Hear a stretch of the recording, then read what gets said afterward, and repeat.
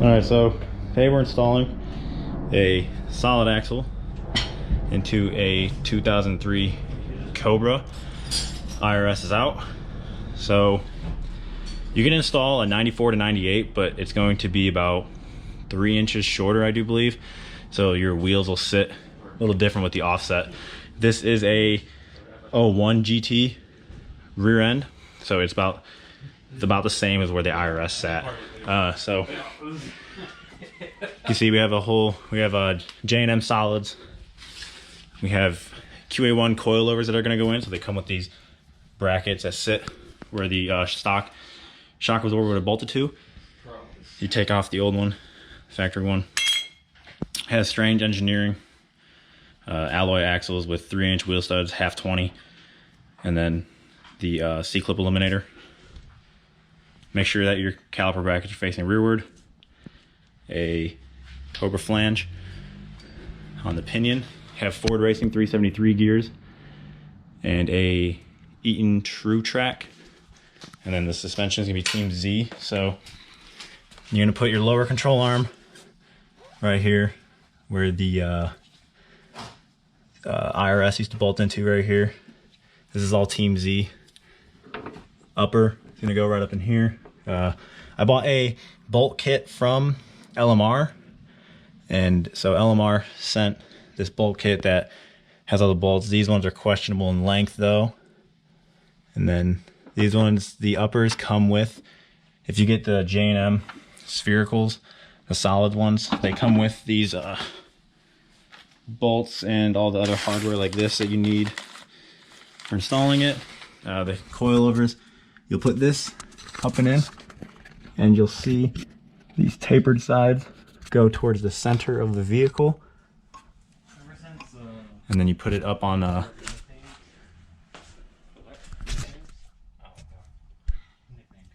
top, in there. And yeah, do the same thing on the other side here. I'm gonna put the coilover in. Once I have the coilover in, we'll move the rear end over. If you run coilovers, you do not need to put a spring in the spring cup. You can actually get lower control arms without spring cups. These are the single adjustables, so they only have one adjustment spot, not a dual adjustable. And these are polyurethane bushings, so it'll be a little bit stiffer, a little bit more durable than a regular rubber. The uppers are going to be solid, so there's going to be no deflection from there. And that is it. All right, once you have put the front of every piece in, so the front of the lower, front of the upper, and we had the top of the coilover just hanging. We brought in 2 jack stands and a little car jack to help just get the rear end kind of in place where it needs to be. And then we started with putting the bottom bolts of the coilovers in, tilting the front, the pinion up to put these bolts in. And with the J&M solids, you need to put anti-seize on the shank of this bolt and that bolt. Don't put it on the thread, it's just the shank of it. Put it through, and there's these little spacers and all that you have to have. And then you do that for everything down. You do it for your lowers. Put all your lowers in. And then you have to get your parking brake cable back on, which I already got on over here and the other side. So you'll send your cable through its slot right there. And then your Jesus clip just goes on right there. If I can do it with one hand. Boom. So that way it can't pull out. And pair of channel locks. Grab it as close to this as you can without actually getting up against it. Here, just put it on the back side of the little bolt. Compress. Either I got this one by myself, but the other one definitely needed help. Pull the cable out a little bit. You're gonna come out underneath and in. And then I'm zip tying it right here to where to stabilize the bar it would bolt through. I'm not gonna be running a stabilizer bar in the rear. And then you'll make sure you fill your differential before you go trying to drive it. And you definitely have to go to an alignment shop after all this so they can set your pinion angle, set all the changes that need to be done, and then put your drive shaft back in. you should be good to go once you get brakes on and put wheels on. All right, so once you get everything hooked up loosely, jack up the rear end, put it on stands, lower the car off of stands, so you put the weight of the car on your suspension here, and you're going to tighten all your bolts up in the front, where all these polyurethane bushings are up here, over on the other side, and then you want it pretty level, filling it. On an 8.8 here, your fill plug is right here. Take it out. I put a little over 2 quarts in of GL5 80W90, which is what the Eaton TrueTrack calls for.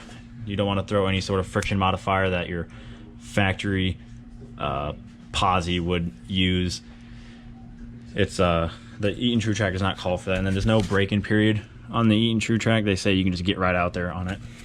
But after that, put your drive shaft back up and in, just slide it in the transmission, and then put your 4 bolts into your flange, and then put your wheels on. Should be good to go. Wanted to quickly add in here that this question's been asked a few times before. So for the brakes, I use the stock 03 Cobra brakes, brake caliper, and the brake caliper bracket that would go to the spindle on the IRS. So you can reuse that as long as like the axles you get. If you go through Strange, which I highly recommend Strange, really high quality, made in USA. You just put it in their page like, hey, I'm going to use factory Cobra brakes. The Eaton TrueTrack, I have part numbers here for everything. So the Eaton TrueTrack part number is N as in November 1869 Tango, T as in Tango.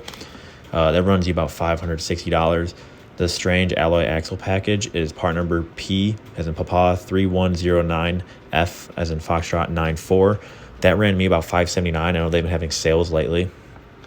The Team Z Street Beast kit was part number TZM SB1. It was about $428.